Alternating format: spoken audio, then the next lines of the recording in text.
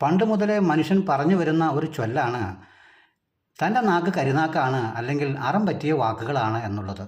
ഇതിൽ എന്തെങ്കിലും യാഥാർത്ഥ്യങ്ങളുണ്ടോ? ഒരു ഉദാഹരണം പറഞ്ഞാൽ, വൈകുന്നേരമായപ്പോൾ തൻ്റെ പശുവിന് വെള്ളം കൊടുക്കാൻ പുറത്തേക്കിറങ്ങുന്ന മറിയച്ചേടത്തി കാണുന്നത് പള്ളിമേടയിൽ നിന്നും ഗൃഹസന്ദർശനത്തിന് വരുന്ന അച്ഛനെയാണ്.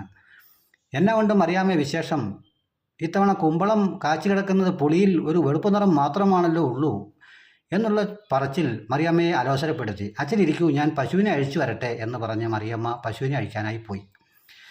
ദാഹിച്ചു പറഞ്ഞെന്ന പശു തുള്ളിച്ചാടി കെട്ടിയിരിക്കുന്ന കുറ്റിയും പറിച്ച് ഓടിപ്പോരുകയും പോരുന്ന പോക്കിൽ കുമ്പളത്തിൻ്റെ ചുവടിൽ ചുറ്റി ചുവട് പറയുകയും ചെയ്തു.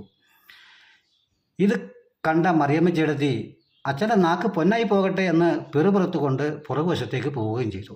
ഇതിൽ എന്താണ് യാഥാർത്ഥ്യം?